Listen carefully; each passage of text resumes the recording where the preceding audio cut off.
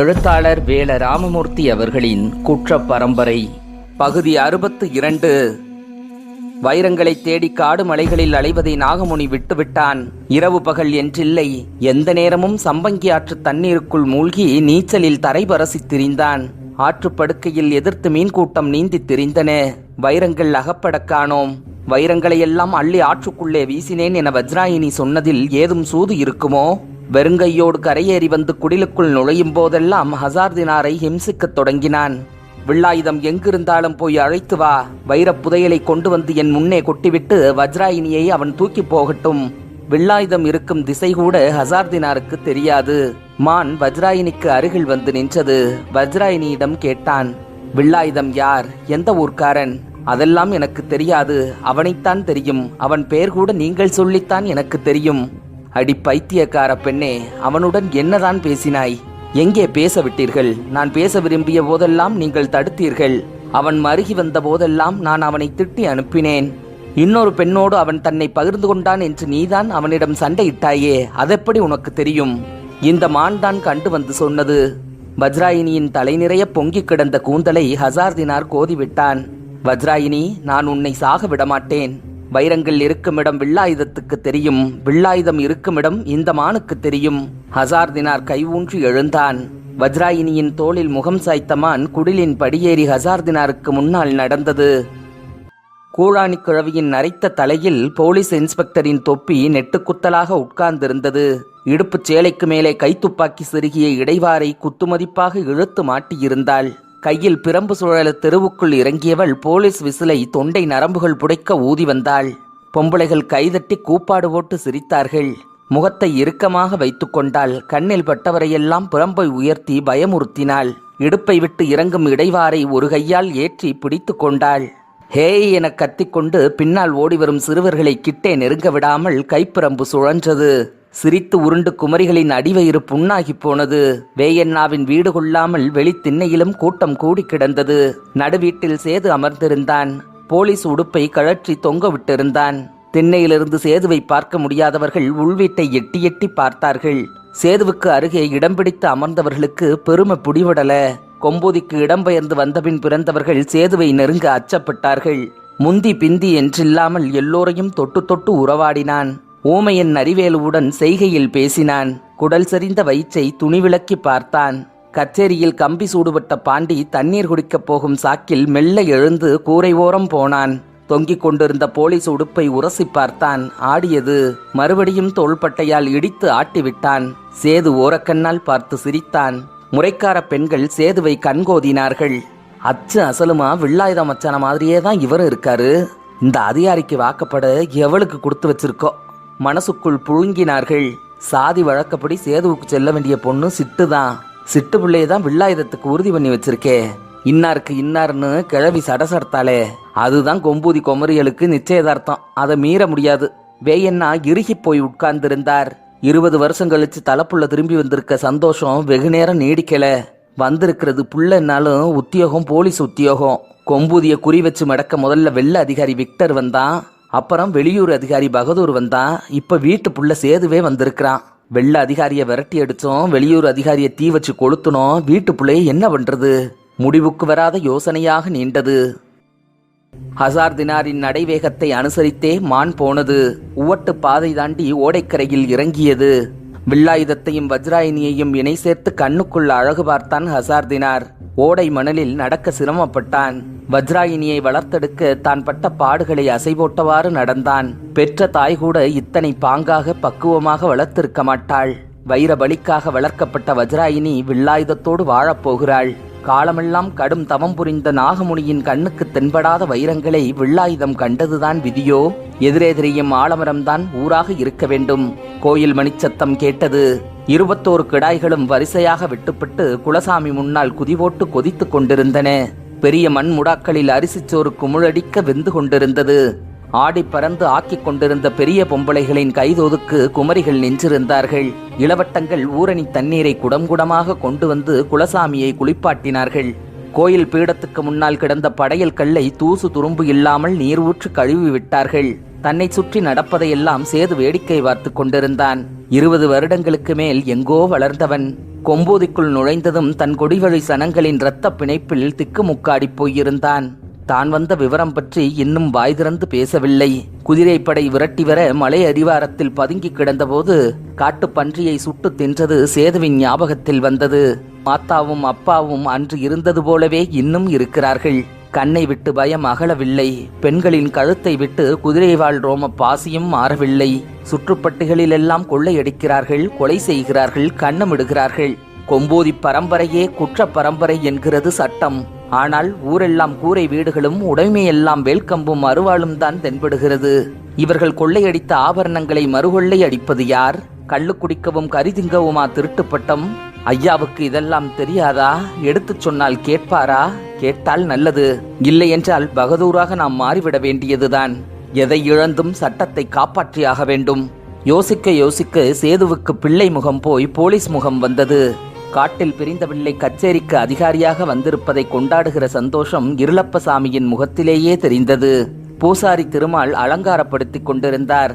ஓடியாடி திரியும் ஊர் சனத்தின் கண்ணில் பட்டுவிடாமல் ஆலமரத்தூரில் பதுங்கியிருந்தான் பச்சமுத்து. கொம்பூதிக்கு ஏற்றி வந்த தானிய மூடைகளை தலைச்சுமையாக தூக்கி போக ஆள் கூப்பிட வந்தவன் ஊர் நிலவரம் சரியில்லாததை பார்த்து பதுங்கிவிட்டான். புதிதாக வந்திருக்கும் போலீஸ் அதிகாரி சனத்தோடு சனமாக சாமி கும்பிட்டு திரிவதை ஆலமரப் பொந்து வழியாக நோட்டமிட்டான். வெசக்குட்ட சொன்னது சரியா போச்சு. இடையில நாம நுழைஞ்சு தலையை காட்டுனா எல்லாம் கெட்டு போகும். பொறுமையாக காத்திருந்தான். வெந்து இறங்கிய கரியையும் சோற்றையும் குலசாமி முன்னால் படையல் கல்லில் கொட்டி கவிழ்த்து கிண்டினார்கள். 21 கிடாக்கரியும் 7-8 முடாச்சோறும் மழையாக புரண்டு சாமி சோறு ஆனது. தோளில் கிடந்த துண்டை எடுத்து தன் வாயில் இறுக கட்டிக்கொண்ட கோயில் பூசாரி திருமால் மணியடித்து பூசையை ஆரம்பித்தார். போலீஸ் உடுப்போடு சேதுவை முன்னே நிறுத்தி சனமெல்லாம் கும்பிட்டு நின்றது. சேதுவுக்கு இந்த பக்கம் கூழானியும் அந்த பக்கம் வேயண்ணாவும் நின்றார்கள். அங்கம்மாவுக்கு சேது மேல ஒரு கண்ணு, வேயண்ணா மேல மறுகண்ணு. எல்லாம் இருளப்ப முன்னியம். நெஞ்சு நிறைய மூச்சு இழுத்து விட்டாள். கோயில் மணிகளை சிறுவர்கள் ஓங்கி ஓங்கி அடித்தார்கள். ஓரமாக நின்று கைகூப்பி கும்பிட்டு கொண்டிருந்த வில்லாயுதத்தின் முழங்காலுக்கு கீழே வஜ்ராயினியின் மான் உரசியது. உரசலை உணராமல் கண்மூடி நின்றான். கூழானி குனிந்து திருமண் எடுத்து சேதுவின் நெற்றியில் பூசிவிட்டாள். குலசாமிக்கு முன்னால் படைத்து வைத்திருந்த சாமிச்சோற்றை கை நிறைய அள்ளி, சேது இந்தா தின்னு, வாயருகே ஊட்ட போனாள். சேது கிழவியின் கையை பிடித்து கொண்டான். சாமி சோறுப்பா தின்னு என்றார் வேயண்ணா. ஐயா, நான் இந்த சாமிச்சோரை திங்கணும்னா நீங்க எனக்கு ஒரு சத்தியம் பண்ணி கொடுக்கணும். குலசாமிக்கு முன்னால் கும்பிட்டு நின்ற சனமெல்லாம் திகைத்தது. என்ன சத்தியம்? பகுதி 63. பச்சைமுத்து கொம்போதிக்கு ஓட்டி வந்த தானிய வண்டியை பெரும்பச்சேரிக்கு திருப்பி விட்டான். வெளிச்சம் புலப்படாத இருட்டு பாதையில் ஓடிப்பழகிய வண்டி மாடுகள் காலத்தி கோயில் முன் வந்து நின்றது. வண்டியிலிருந்து குதித்து இறங்கிய பச்சைமுத்து மனப்பதற்றத்தை வெளியில் காட்டாமல் விசக்குட்டையை தேடினான். ஊரோடு சேராமல் ஒதுங்கி போயிருந்த குடிசைக்குள் விசக்குட்டை சத்தம் கேட்டது. பச்சைமுத்து மையிருட்டுக்குள் பதுங்கி பதுங்கி குடிசையின் வாசலோரம் போனான். இவன் மிதித்து தள்ளிவிட்டு போன தவச மூடையின் மீது கால் மேல் போட்டு கொண்டு உட்கார்ந்திருந்தான் விசக்குட்டை. 2 தோள்பட்டைகளையும் தூக்கி வைத்துக்கொண்டு, அடுத்த வேளை கஞ்சிக்கு அடுப்பு பத்த வைக்க முடியாம பெரும்பச்சேரி சனமெல்லாம் பேதலிச்சு கிடக்கிற போது ஒரு மூட தவசத்தை கொண்டு போ சாமின்னு ஒருத்தன் கும்பிட்டு கொடுக்கறானே, என் மதிப்பு என்ன, மரியாதை என்ன? சிலுப்பு சிலுப்பி பார்த்தவாறு அதிகாரம் பண்ணி கொண்டிருந்தான். தீயெறியாத அடுப்போடு மல்லு கட்டி கொண்டிருந்த பொண்டாட்டிக்காரி பொறுக்க மாட்டாமல், அதுக்கு இப்ப என்ன என்றாள். பொஞ்சாதியின் பிடரிக்கு மேலே கையை ஓங்கியவன், இப்ப என்னவா? காட்டி கொடுத்தவன் கையால் ஆகாதவன், இனிமேல என்ன நீ பேசக்கூடாது, புரியுதா? கொத்தாக தலைமுடியை பிடித்தான். நான் பேசல சாமி, பேசல, ஆள விடு. அடுப்பு பற்றி எரிந்தது. வாசலில் நின்ற பச்சைமுத்து, எப்பா வெசக்குட்ட தாழ்ந்த குரலில் கூப்பிட்டான். யாரு? நான் தான் பச்சைமுத்து வந்திருக்கேன். ஆத்தாடி! தவச மூட்டையிலிருந்து தாவி குதித்து ஏழப்பைய வாசலோரம் தானப்பிரபு வந்து நிக்கிறீர்களே. குனிந்து வெளியே வந்தான்.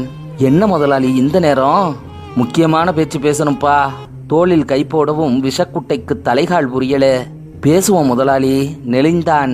பச்சைமுத்து இழுத்த இழுவைக்கு நடந்தான். காலத்தி கோயிலுக்கு முன்னால் தானிய வண்டி நின்றது. வண்டி கொம்பூதிக்கு போகலையா முதலாளி? இனிமேல கொம்பூதிக்கு போகாது. எல்லா தவசமும் தானியமும் பெரும்பச்சேரிக்கு தான். பச்சைமுத்துவை ஏற இறங்க பார்த்தான் விசக்குட்டை. ஒரு மூட தவசத்தை உதச்சி தள்ளிட்டு போனவன் வண்டி தானியத்தை எடுத்துக்கிற சொல்றான்னு பாக்குறியா? விவரமெல்லாம் சொல்றேன். கவிழ்ந்தபடி நடந்து கோயிலுக்கு பின்னால் வந்தார்கள். ஊர் நடமாட்டம் ஒடுங்கி போயிருந்தது. குலைப்பட்டினி கிடக்கும் சனத்துக்கு நடமாடி தெரிய கதி இல்ல. ஒரு பட்டியக்கல்லில் தானும் உட்கார்ந்து விசக்குட்டையும் உட்கார வைத்தான் பச்சை முத்து. புதுசா வந்திருக்கிற அதிகாரி வேற யாரும் இல்ல, வேயண்ணாவோட மூத்த மகனா. 20 வருஷத்துக்கு முன்னால காட்டுல புரிஞ்சவனா. அப்படியா சேதி? வாயை பிளந்தான் விசக்குட்டை. இனிமே கொம்பூதி கொள்ள தங்கு தடை இல்லாம நடக்கும். உங்க கூரையை பிச்சுக்கிட்டு கொட்ட போகுதுன்னு சொல்லுங்க. அதுதான் இல்ல. பெருமூச்சு விட்டான் பச்சை முத்து. ஏன் முதலாளி? களவு கூட்டத்துல பிறந்த ஒருத்தன் கச்சேரிக்கு அதிகாரியா வந்திருக்கிற சந்தோஷத்தை கொண்டாட வெட்டுப்பட்டது 1-2 கெடா இல்ல, 21 கெடா. ஆத்தாடியோ! விசக்குட்டை நெருங்கி உட்கார்ந்தான். ஏண்டா வாய புழக்கிற? எல்லாம் திருட்டு கடாயி. ஆமா ஆமா, 20 வருஷத்துக்கு மேல எங்கேயோ வளர்ந்தவனுக்கு கூழாணி கிளவி தங்க ஐயால பிடிசோறு அள்ளி ஊட்ட போனா. பச்சைமுத்து இழுத்து நிறுத்தினான். என்ன ஆச்சு முதலாளி? ஒரு சத்தியம் பண்ணி கொடுத்தாதான் சாமி சோத்த திம்பேன்னு பையன் சொல்லிட்டான். என்ன சத்தியமா? கொம்பூதி கூட்டம் இனிமே கொள்ள களவுக்கு போகக்கூடாது, புள்ள வேணும்னா பொழப்ப மாத்தணுமா. பையன் நியாயமா தான் கேட்டிருக்கான். பச்சைமுத்துக்கு பொத்து கொண்டு வந்தது. எது நியாயம்? விசக்குட்டை முழித்தான். காலமெல்லாம் கொம்பூதிக்காரனுக்கு நான் வண்டி வண்டியா படி இழந்தனே, ஏன் பொழப்பு என்ன ஆகுறது? ஆமா ஆமா, நீங்க சொல்றதுதான் நியாயம். பச்சை முத்துவின் மனத்தோதுக்கு பேசி வந்தான் விசக்குட்டை. பெத்த மகன் சத்தியம் பண்ணுங்கன்னு கேட்டதுதான் தாமதம். இந்த வேயன்னா கொஞ்சம் கூட யோசிக்கல. என்ன சொன்னாரு? வெள்ளக்காரன் உத்தியோகம் வீட்டு பிள்ளைக்கு கிடைச்ச சந்தோஷத்துல சரின்ட்டாரு. நெசந்தான முதலாளி, வேறு என்ன தொழில் பாப்பாகலாம்? அருவா பிடிச்ச கையி தராசு பிடிக்கவா போகுது? பட்டணம் கிடந்து சாவாங்க. கொம்பூதியை பற்றி தடித்த வார்த்தைகள் பேச பேச காலத்தி கோயில் இருட்டு பயமுறுத்தியது. விசக்குட்ட, இனிமே நீதான் எனக்கு செல்ல புள்ள. பெரும்பச்சேரி தான் நாம் பிறந்த ஊர் மாதிரி. பச்சை முத்து பேச்சில் உருகினான். நம்ம சனம் பட்டினி எடுக்கக்கூடாது. வண்டி வண்டியா தவசம் தானியத்தை நான் அனுப்புறேன். ஒரு காரியம் பண்ணணும். விசக்குட்டை மிரண்டு போனான். வில்லாயுதம் என்ன சொன்னான்? இனிமேல் சம்பங்கி ஆற்றங்கரை பக்கமே வரமாட்டானாம். வஜ்ராயினி அழைத்தாள் என்று சொன்னாயா? சொன்னேன். வைரங்களை பற்றி கேட்டாயா? இருக்கும் இடம் தெரியுமாம், ஆனாலும் வரமாட்டானாம். வைரங்களை கொண்டு வந்தால் வஜ்ராயினியை கூட்டிச் செல்லலாம் என்று சொல்ல வேண்டியதுதானே. அவனுக்கு முறைப்பொண்ணு இருக்கிறாளாம், அவளோடுதான் திருமணமாம். வஜ்ராயினியை மறந்த மாதிரி தெரியவில்லை. ஆனால் அவனை நாம் அவமானப்படுத்தியதை மறக்கவே இல்லை. தீவிரமான சிந்தனையில் ஆழ்ந்திருந்தான் நாகமுனி. வீணையின் மீது சரிந்து கிடந்த வஜ்ராயினியின் அருகில் ஹசார்தினார் அமர்ந்திருந்தான். வாசலில் மான் எட்டி பார்த்தது. வஜ்ராயினி ஓரக்கண்ணால் மானை பார்த்தாள். ஹசார்தினாருக்கு தெரியாத ஒரு செய்தியை மான் கொண்டு வந்திருப்பதாகப்பட்டது. ஆனாலும் அவசரப்படாமல் சரிந்தே கிடந்தாள். நாகமுனி மூர்க்கமாய் எழுந்தான். ஹசார்தினார், என்ன செய்வாயோ தெரியாது. எதிர்வரும் பௌர்ணமிக்குள் எனக்கு வைரங்கள் வேண்டும். தவறினால் அதே நாளில் வஜ்ராயினியை நரவழியிடுவேன். கையில் உள்ள ஒற்றை வைரம் புதையலை காட்டிக் கொடுத்தே தீரும். என் தவம் வீண் போகாது. இதுவே என் இறுதி எச்சரிக்கையாய் எடுத்துக்கொள். நாகமுனி வெளியேறினான். எங்களை களவுக்கு போக சொல்றீங்களா முதலாளி? கொஞ்ச நாளைக்கு தான் வேயண்ணா மகனை கச்சேரியை விட்டு விரட்டுற வரதான். விசக்குட்டையின் கைகளை பாந்தமாய் பிடித்து கொண்டான் பச்சை முத்து. அதெல்லாம் முடியாது முதலாளி. பெரும்பச்சேரி ஆளுகளுக்கு களவு பண்ணி பழக்கம் இல்ல. விசக்குட்டை பின்னால் நகர்ந்தான். பச்சை முத்து விடவில்லை, முன்னால் நகர்ந்தான். பழக்கப்படுத்திக்கிற வேண்டியதுதான். காலமெல்லாம் பெருநாழிக்காரங்க ஆடுகரையில பாடுபட்டாலும் அடுத்த வேளை கஞ்சிக்கு உறுதி இல்லையே. இந்த ஊர் சனம் பட்டினி கிடந்து செத்தாலும் சாகுமே ஒழிய களவுக்கு போகாது. கோட்டி பயலா இருக்கியப்பா. பச்சை முத்து இன்னும் நெருங்கி உட்கார்ந்தான். கொண்டு வர்ற பொருள்ல உனக்கு பாதி எனக்கு பாதி. என்ன சொல்லுற? விஷக்குட்டை கண்களை உருட்டினான்.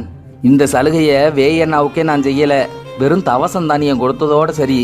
கதவை தட்டுற சீதேவிய காலை எட்டி உதைக்கிறியே. விசக்குட்டை கைகளை பிசைந்தான். களவுக்கு பழக்கப்பட்ட ஒரு ஆளாவது வேணுமே. பச்சை முத்து பிடித்து கொண்டான். வையத்துறை வருவானா? வையத்துறை உசுர கூட விடுவான், கொம்பூதிய விடமாட்டான். துருவன் ஒரு கோட்டி பைய முதலாளி. எப்போ ஒரு நாள் வேயண்ணா அவனை காப்பாத்தினாராம். இன்னும் அந்த விசுவாசம் குறையாம அலையிறான். சொல்ல மறந்துட்டேன். பெத்தம்மவன் கேட்டதும் சத்தியம் பண்ணி கொடுத்த வேயண்ணாவை எதிர்த்து ஒரே ஒருத்தன் கேள்வி கேட்டான். வேயண்ணாவை எதிர்த்து ஒருத்தன் கேள்வி கேட்டானா? அவன் யாரு? அவன் பேரு செந்தட்டி காளை. களவை விட்டா கஞ்சிக்கு என்ன வழின்னு தான் கேட்டான். உடனே எல்லா இளவட்டங்களும் கூடி அவனை அடிச்சு அடி இருக்கே. ஆளை கொள்ளாத குறைதான். செந்தட்டி காளைய நம்ம பக்கம் இழுத்து பார்ப்போம். காதும் வச்ச மாதிரி காரியங்களை நடத்தணும். கொம்பூதிக்காரனுக்கு தெரிஞ்சா கொல்லாம விடமாட்டான். வண்டி மாடுகள் கழுத்து மணியை குலுக்கின. எல்லாரும் ஓடிவாங்க, பச்சைமுத்து முதலாளி வண்டி நிறைய தவசம் தானியம் கொண்டு வந்திருக்காரு. விசக்குட்டை எழுந்து ஊரை பார்த்து கத்தினான். பகுதி 64. அங்கம்மா சம்மதிக்கவே இல்லை. நான் வரவே மாட்டேன் என்றுதான் மறுத்து பார்த்தால் சேது விடுவதாக இல்லை. தன்னோடு பெருநாளைக்கு அழைத்து போவதில் பிடிவாதமாக இருந்தான். வா அத்தா, அங்க வந்து இரு. அந்த மாதிரி வீட்டில் இருந்து எனக்கு பழக்கம் இல்லையப்பா. நான் இருக்கேன், வா. வேயண்ணாவையும் வீட்டையும் அங்கம்மா ஒரு சுற்று பார்த்தாள். உங்க ஐயாவை புரிஞ்சு இது நாள் வரைக்கும் நான் எங்கேயும் இருந்ததில்லையே. கைகளை மலர்த்தினாள். கூழாணி அதட்டினாள். ஏ அங்கம்மா, பெத்தவ கையால சோறு திங்க பிறந்த மகன் ஆசைப்படுறான், போடி. கூட்டத்தோடையே இருந்து பழகி போச்சே. மலங்க மலங்க முழித்தாள். குதிரை சாரட்டை அனுப்பி வைப்பதாக சேது சொல்லிவிட்டு போய் 2 நாளாகுது. இன்னைக்கு வரப்போற சாரட்டில் வழி அனுப்பி வைக்க வீடு நிறைய சனம் கூடி கிடக்குது. அங்கம்மாவை பார்க்க பார்க்க பெரிய பொம்பளைங்களுக்கு சிரிப்பு வருது.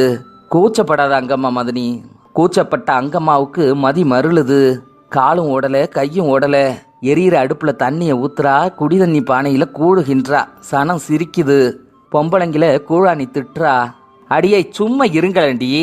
புருஷன் முகம் பார்த்து பேசி பழக்கமில்லாத அங்கம்மா, பெருநாளைக்கு போக வேண்டான்னு நீங்களாவது ஒரு வார்த்தை சொல்லுங்களேன் என்கின்ற மாதிரி வேயண்ணா முகத்தை பார்க்கிறாள். வேயண்ணாவுக்கு கவிழ்ந்த தலை நிமிராமல் சிரிப்பு கிளம்பியது. கூழாணி தைரியம் சொன்னாள். அதிகாரிய பெத்தவ இப்படியா பயப்படுறது? வெள்ளையம்மாவுக்கு அழுகை முட்டியது. காட்டில் பிறந்தோம், காட்டிலேயே வளர்ந்தோம். புது மனுஷ சகவாசம் நமக்கு ஆகாதுதான். பாவம் அங்கம்மா மதனி. சாரட்டு வந்து நிற்கும் சத்தம் கேட்டது. கொம்பூதி சனம் குதிரை சாரட்டை பார்த்ததில்லை. எல்லோரும் வெளியேறி மந்தைக்கு ஓடினார்கள். அன்னமையிலும் போய்விட்டாள். வீட்டுக்குள் இருப்பது வேயண்ணாவும் அங்கம்மாவும் தான். ஓடி வந்து புருஷனின் காலில் விழுந்து அழுதாள். நான் பெருநாளைக்கு போக மாட்டேன், போக மாட்டேன். மூசு மூசு என அழுதாள். ஏய் கிறுக்கு கழுத, போற இடத்துல புலி சிங்கமா இருக்குது. உன் மகன் தானே இருக்கிறான். புலி சிங்கம் இருந்தாலும் பயம் இல்லையே. புது மனுஷரை பார்த்தாதான் பயமா இருக்குது. உன் மகன் தானே இருப்பான். அந்த ஊருக்கு ஏத்த மாதிரி உடுத்தணும், உழ வைக்கணும், எனக்கு தெரியாதே. கண்ணீர் ஓடியது. கூட்டிட்டு போக வண்டி வந்துருச்சு, வேணான்னு சொல்லுங்களேன். வேயண்ணா வாய்விட்டு சிரித்து விட்டார். ஏய் அங்கம்மா, ஏன் அழுகுற? நீ என்ன சின்ன பிள்ளையா? முதுகில் தட்டி கொடுத்தார். வாசலில் கிழட்டு போலீஸ் சல்யூட் அடித்தார். ஐயா, சாரட் வந்துருச்சு. வேயண்ணாவின் கால் மாட்டில் அழுது கிடந்த அங்கம்மா விருட்டனை எழுந்து தள்ளிப்போய் முகம் துடைத்தாள். பச்சை முத்து வீட்டு படிவாசலை கடந்து பெரும்பச்சேரி ஆட்களை இதுவரை உள்ளே விட்டதில்லை. வீட்டுக்குள் நுழைய விசக்குட்டை ரொம்பவும் தயங்கினான். கால் கூசுது. அட வாப்பா விசக்குட்டை, மனுஷனுக்கு மனுஷன் பேதம் பார்க்கறது தப்பு. உள்ளவா. கதவை திறந்து விட்டபடி பச்சை முத்து சொன்னதும் பொஞ்சாதியே பதறிப்போனாள். இந்த மனுஷன் நேரத்துக்கு ஒரு நேரம் மாத்துறாரே. தன் வளைப்பில் கொம்பூதி செந்தட்டிக்காலை சிக்கிக் கொண்டதில் பச்சை முத்து சந்தோஷப்பட்டு போனான். தரையில் கால்படாத நடை நடந்து திரிந்தான். தலைவாசலை இறுக பூட்டிவிட்டு நடுவீட்டை தாண்டி உள்வீட்டுக்குள் ஆலோசனை நடந்தது. பச்சைமுத்து தன்னை விட சின்ன வயசு செந்தட்டிக்காலைய ஐயா ஐயான்னு அழைச்சான். காரியம் ஆகணுமே. உள்வீட்டுக்குள் உட்கார்ந்தவாறு விசக்குட்டை கண்களை உருள விட்டான். வீடு நிறைந்திருந்த செழிப்பும் உறுத்தியது. ஜாடை மாடையாக பச்சை முத்து வீட்டு பெண்களையும் ஒரு பார்வை பார்த்து கொண்டான். அழகாக இல்லாவிட்டாலும் இளக்கமாக இருந்தார்கள். செந்தட்டி காளைக்கு ஒரே மதிதான். களவுக்கு போகலன்னா கஞ்சிக்கு என்ன வழின்னு ஒரு கேள்வி கேட்டதுக்காக கொம்பூதிக்கார பயலுக எல்லாரும் சேர்ந்து நாக்கு தள்ள அடிச்சாங்களே, அவங்கள நர நரவென பல்லை கடித்தான். பச்சை முத்து நான் தழுதழுக்க எடுத்து கொடுத்தான். அன்னைக்கு நீங்க அப்பாவே பேசலையே. இனிமேல களவுக்கு போக மாட்டோம்னு குலசாமி முன்னாலவே என்ன சத்தியம் பண்ணி கொடுக்கறாரு. களவுக்கு போகலன்னா கஞ்சிக்கு என்ன வழின்னு நீங்க கேட்டது நியாயம் தானே. அதுக்காகவா எல்லாரும் சேர்ந்து உங்களை இப்படி அடிக்கிறது? சொல்லி முடித்த போது பச்சை முத்துவின் கண்ணோரம் கசிந்தது. செந்தட்டி காளையை மெல்ல மெல்ல ஆழம் பார்த்தான். பெத்த மகனை அதிகாரியா கண்டதும் மத்த சனங்களை மறந்து போயிட்டார் இந்த வேயண்ணா. செந்தட்டி காளை மேலும் சினத்தான். முகம் பார்த்த பச்சை முத்து, வேயண்ணா வஞ்சம் பிடிச்ச ஆளா இருக்காரே என்றதும் நடு வீட்டில் இருந்த பொஞ்சாதிக்கு மனசு வலித்தது. வேயண்ணா ஐயா எவ்வளவு பெரிய மனுஷன். அந்த மனுஷன் கொள்ளையடிச்சு வந்து கொட்டுனதுதான் இந்த வீட்டு சொத்தெல்லாம். கொஞ்சம் கூட விசுவாசம் இல்லாம இந்த மனுஷன் இப்படி பேசுறாரே, ஆண்டவனுக்கு அடுக்குமா? மனசுக்குள்ளே புருஷனை திட்டினாள். கொம்பூதிக்காரர்களை எப்படி திட்டினாலும் செந்தட்டிக்காலை கோபப்பட போவதில்லை என்று பச்சை முத்துக்கு முடிவாகி போனது. வேயண்ணாவுக்கு புத்தி கெட்டு போச்சு. பச்சை முத்து நாக்கு தடிப்பாகி திட்ட திட்ட விசக்குட்டைக்கு பயம் கொடுத்தது. இதெல்லாம் வேயண்ணா காதுக்கு போனா? திருகி திருகி முழித்தான். செந்தட்டிக்காலை சுரணையற்று போனான். அவனுக்கு இன்னும் ஒரு கோபம் இருந்தது. இந்த இளவட்டத்திற்கு இந்த குமரி என்று கூழாணி கிழவி ஜோடி சேர்த்து நிச்சயம் பண்ணிய போது செந்தட்டிக்காளையை விட்டுவிட்டாள். அது மட்டுமல்ல, அவனுடைய முறைப்பெண் மீனாவை கள்ளராமனுக்கு உறுதி பண்ணினாள். ஏன், நான் ஆம்பளை இல்லையா, இளவட்டம் இல்லையா? எல்லா காரியத்திலையும் இந்த கொம்பூதி கூட்டம் என்னை ஒதுக்குது, அவமானப்படுத்துது. இவங்களை சும்மா விடக்கூடாது. பச்சைமுத்து, நான் என்ன செய்யணும் சொல்லு.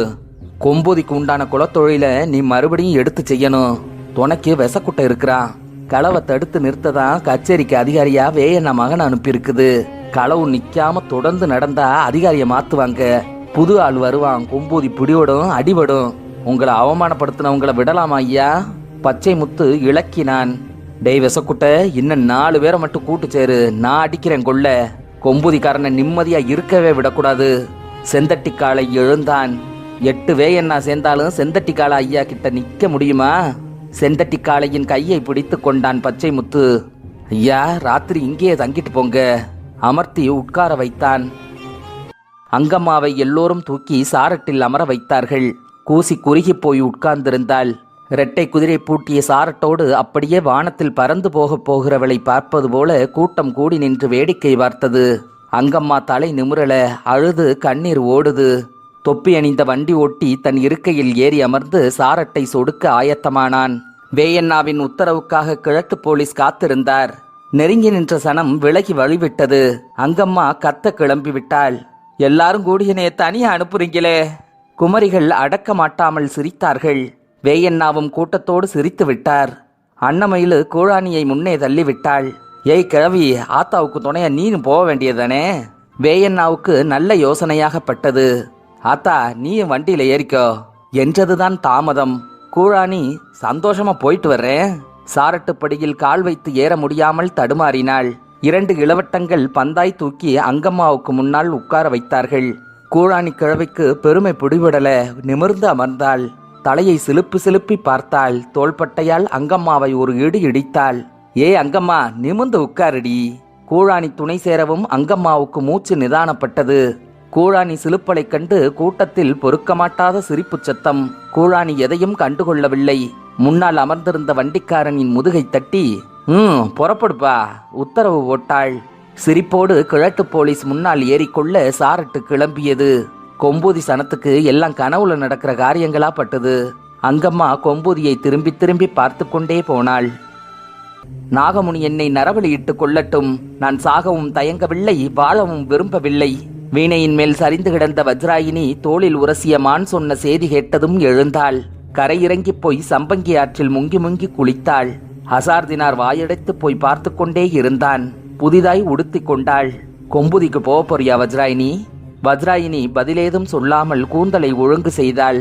போ வஜ்ராயினி, நீயே நேரில் போய் வில்லாயுதத்தின் முன் நின்றால் நிச்சயம் வருவான், வைரங்களை காட்டுவான். முறைப்பெண் இருந்தாலும் உன்னை இழக்க வில்லாயுதம் விரும்ப மாட்டான். மானை முன்னே விட்டு வஜ்ராயினி படி இறங்கினாள். பகுதி 65. கிழட்டு போலீசின் மனசுக்குள் கோபம் மூட்டம் போட்டு கனன்று கொண்டிருந்தது. சேது காலையிலும் மாலையிலும் காவாத்து வாங்குகிறான். தினமும் அதிகாலையில் எல்லா போலீஸ்களையும் சம்பங்கி ஆற்றங்கரை வரை ஓட விடுகிறான். தானும் கூடவே ஓடி வருகிறான். தொப்பை சரிய கிழட்டு போலீசும் ஓடி வந்தாக வேண்டும்.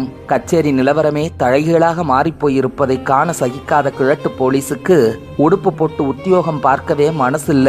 எப்படி சகித்து கொள்ள முடியும்? எத்தனை போலீஸ்கள் கண்முன்னே எரிந்து சாம்பலானார்கள். கச்சேரிக்குள்ளேயே கரிக்கட்டையாய் விரத்து கிடந்தானே வெள்ளைக்கார சார்ஜென்ட். உடம்பெல்லாம் 18 குத்துப்பட்டு படுக்கை அறையில் செத்து கிடந்தாரே பகதூர் துரை. இத்தனை பேரையும் கொன்ற கொம்பூதிக்காரனுக்கு என்ன தண்டனை? சட்டத்தை கையில் எடுத்து தண்டிக்க வேண்டியவன் குற்ற பரம்பரையோடு குழாவித் திரிகிறான். இவன் சத்தியம் பண்ண சொல்லி கேட்டானா அவங்களும் பண்ணி கொடுத்தாகலாம். கோர்ட்ல தீர்க்க வேண்டிய வழக்கு கொலசாமி முன்னால தீர்ந்திருக்கு. இந்த சத்தியமும் எத்தனை நாள் தாங்கும்னு பாக்குறேன். பச்சை முத்து படியளந்தா தான் கொம்பூதி பசி அடங்கும். ஆதாயம் இல்லாம படியளக்க பச்சை முத்து என்ன கோட்டி பயலா? கிழட்டு போலீசின் உதட்டுக்கு உள்ளேயே நாக்கு துழாவி ஆத்திரம் எரிந்தது. பச்சை முத்துவை உடனே பார்க்க வேண்டும் போல் இருந்தது. சேது வீட்டிலிருந்து கச்சேரிக்கு வருகின்ற நேரம் வெளியே போக முடியாது. யாரோடும் சேராமல் தனியே அமர்ந்திருந்தார் கிழட்டு போலீஸ். சுற்றி சேதுவின் நினைவே வந்தது. இன்ஸ்பெக்டர் சேதுவை அளக்கவே முடியல. இவன்கிட்ட வெள்ளக்கார புத்தியும் இருக்குது, வேயண்ணா புத்தியும் இருக்குது.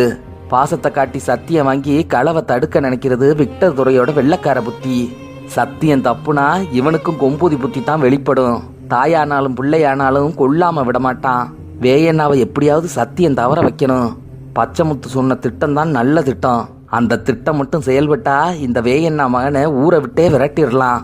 ஆனா விசக்குட்ட ஒரு உளறுவாயன். விஷயம் வெளியே தெரிஞ்சா பொஞ்சாதி கழுத்துல தாலி இருக்காது. எச்சரிக்கையா இருக்கணும். உட்கார்ந்த வாக்கில் கிழட்டு போலீஸ் தன்னை சுற்றி ஒரு பார்வை பார்த்து கொண்டார். சார்ஜென்ட் கீட்ஸ் தன் போக்கில் இயல்பாய் இயங்கிக் கொண்டிருந்தார். கிழட்டு போலீஸ் என்ன சொன்னாலும் கீட்ஸ் கேட்பதில்லை. கீட்ஸ் தனக்குள்ளேயே நினைத்துக் கொள்வார், இந்த இன்ஸ்பெக்டர் நாளைக்கு கொம்புதிக்கு எதிராக துப்பாக்கியை தூக்க சொல்லலாம். அதிகாரியோட உத்தரவுக்கு அடிபணிகிறது தான் போலீஸ் வேலை. இந்த கிழட்டு போலீஸ் எல்லா இடுக்குள்ளேயும் தேவையில்லாம மூக்க நுழைக்கிறான். தண்டிக்கிறதையும் சலுகை செய்யறதையும் சட்டம் பார்த்துக்கிறோம். அதுக்கு தான் அடுக்கடுக்க அதிகாரிங்க இருக்காங்களே. கச்சேரி வாசலில் சாரட்டு சத்தம் கேட்டதும் அத்தனை போலீஸ்களும் தொப்பி அணிந்து விரைத்து நின்றார்கள். எல்லோரையும் முந்திக் கொண்டு ஓடிய கிழட்டு போலீஸ் குதிரை சாரட்டின் கதவை சேதுவுக்கு பணிவாய் திறந்து விட்டான். சேது கொம்பூதிக்கு வந்திருந்த போது வையத்துறை இல்லை. பெரும்பச்சேரிக்கு போயிருந்தவன் அன்று அங்கேயே தங்கிவிட்டான். நம்ம வேயண்ணா ஐயாவோட மகன்தான் புதுசா வந்திருக்கிற போலீஸ் அதிகாரியா என்று பெரும்பச்சேரியெல்லாம் பேச்சு. விழுந்தடித்து ஓடி வந்தான். ஐயா, நம்ம மூத்தவரை நான் பார்க்கணும். நடந்த வாக்கில் பேசிக்கொண்டே வந்தார்கள். ஆளு எப்படி இருக்காரு ஐயா என்றான். இருக்கான் பட்டும் படாமலும் சொன்னார் வேயண்ணா. உங்க மாதிரி இருக்காரா, ஆத்தா மாதிரி இருக்காரா? உதட்டோரம் சிரித்து கொண்ட வேயண்ணா, என்ன மாதிரிதான் இருக்கான்னு எல்லாரும் சொல்றாங்க. முன்னே போனார். வையத்துறை சிறு பிள்ளை போல கேள்வி மேல் கேள்வியாய் கேட்டுக்கொண்டே வந்தான். ஐயா, நம்ம மூத்தவர் இத்தனை வருஷமா எங்கே இருந்தாரா? யாரோ ஒரு வெள்ளைக்காரன் எடுத்து வளர்த்தானா. இவனும் வெள்ளைக்கார மாதிரியே பேசுறான், வெள்ளைக்கார மாதிரியே நடக்கிறான். சோத்த கூட நுனி விரலால அள்ளி திங்கிறான்ப்பா. அதையெல்லாம் பார்க்க எனக்கு கொடுத்து வைக்கலையே என்றவன், ஐயா, நம்ம மூத்தவருக்கு போலீஸ் உடுப்பு பொருத்தம் எப்படி இருக்குது ஆசையாய் கேட்டான். அதைத்தான் நீ பார்க்க போறியே. கம்மாக்கரை ஏறியதும் எஸ்டேட் கிணறு தட்டுப்பட்டது. களவுக்கு போகக்கூடாதுன்னு கைமேல அடிச்சு சத்தியம் வாங்கிட்டாரே, என்ன பண்றது வையத்துறை? அட விடுங்கய்யா, நம்ம புள்ள போலீஸ் அதிகாரியா வந்ததே குலசாமி கொடுத்த வரோம். உத்தியோகம் பார்க்குற இடத்துல நம்ம பிள்ளைக்கு நல்ல பேர் கிடைக்கும்னா அதுக்காக நம்ம எல்லாரும் உசுர கூட விட்டுருவோம், தப்பு இல்லை. முன்னே போன வேயண்ணாவுக்கு கண் கலங்கி போச்சு. நின்று திரும்பி வையத்துறையை பார்த்தார். இந்த கிறுக்கு பையன் நம்ம மேல வச்சிருக்கிற பாசத்துக்கு என்ன கைமாறு செய்ய போறோம்னு தெரியல. இருவரும் கடைத்தெருவுக்குள் நுழைந்தார்கள். நெடுகிலும் வேயண்ணாவை பார்த்து கையெடுத்து கும்பிட்டார்கள். வெறுங்கையோடு நடந்து வரும் வேயண்ணாவை பார்க்க பார்க்க சனத்துக்கு திகட்டவில்லை. எருதுகட்டில் இவரை போலீஸுக வளைச்சதென்ன, வட்ட கயிறுக்குள்ள இவரை கட்டி போட்டதென்ன, அடுத்த நாள இவர் அத்தனை போலீஸ்களையும் அடுக்கி சாம்பலாக்கி விட்டு போனதென்ன. கும்பிட்ட கை கீழே இறக்காமல் சனம் நின்றது. கள்ளு குடிச்சா கறி திங்கணும், கறி திங்க வேணும்னா களவுக்கு போகணும். களவுக்கு போறத கைவிட்டாச்சு. களவு, கொள்ளை, சண்டை, சத்தம், வெட்டு, குத்து இப்படி நல்லபடியா போய்கிட்டு இருந்த பொழப்பு ஒரே ஒரு சத்தியத்தால நின்று போச்சு.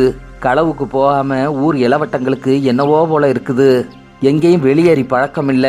கள்ளு பனையை சுத்தி வரவும் கம்பெடுத்து சிலம்பு விளையாடவும் பொழுது போகுது. கோயிலுக்கு முன்னால் அடிபட்ட செந்தட்டி காலை மட்டும் எங்கேயோ போறான், எப்போவோ திரும்புறான், யார்கிட்டையும் பேசுறதும் இல்ல. ஆக்கி குடிக்க தானியம் கையிருப்பு கிடையாது. பச்சைமுத்து வந்து பல நாள் ஆயிருச்சு. அடுக்கு பானையில கிடக்கிற பழையகரி உப்பு கண்டந்தான் கல்லுக்கு துணப்பண்டோம்.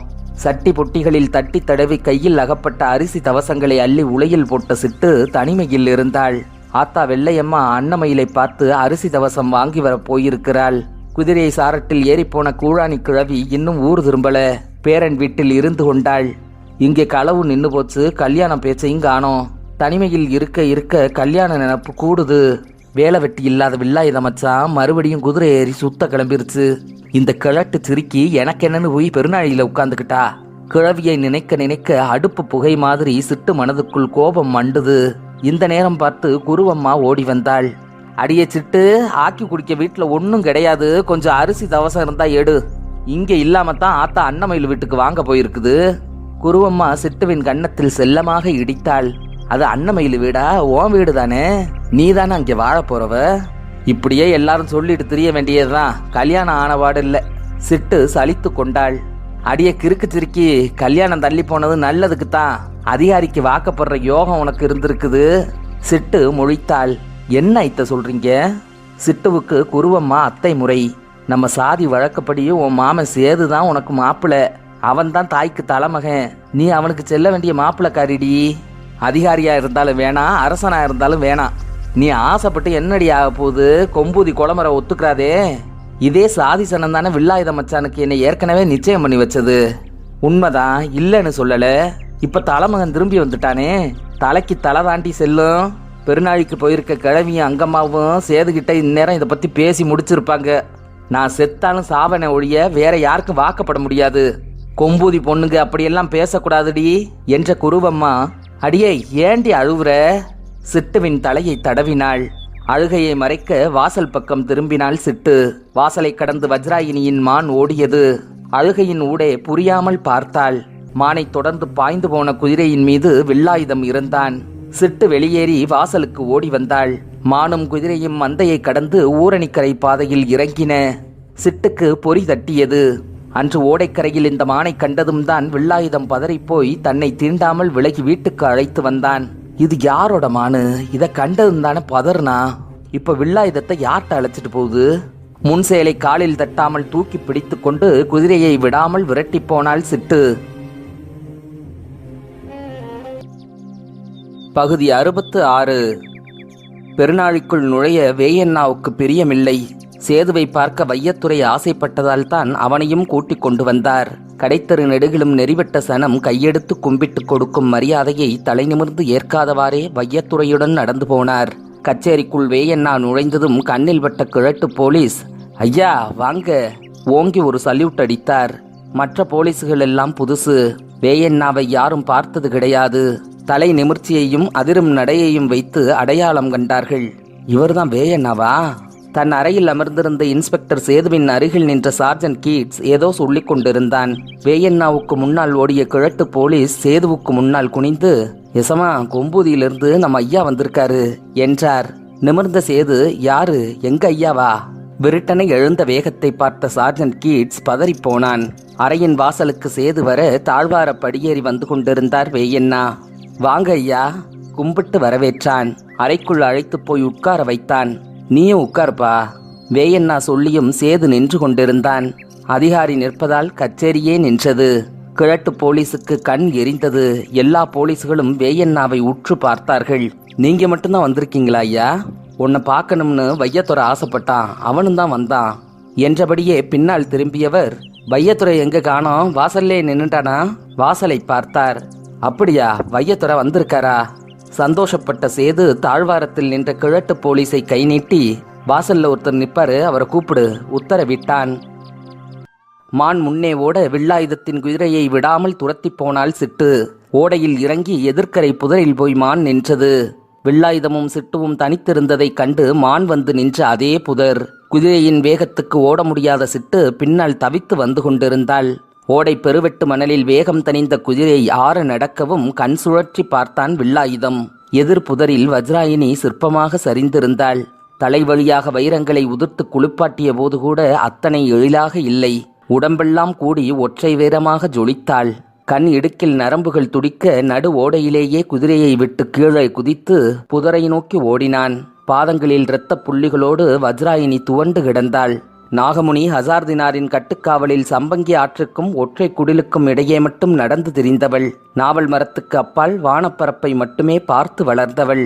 முள்ளுக்காட்டையும் உவட்டு பாதையையும் கடந்து வரும் முன் மயங்கிச் சரிந்து விட்டிருந்தாள். தாவி எட்டு வைத்து நெருங்கியவன் நின்று நிதானித்தான்.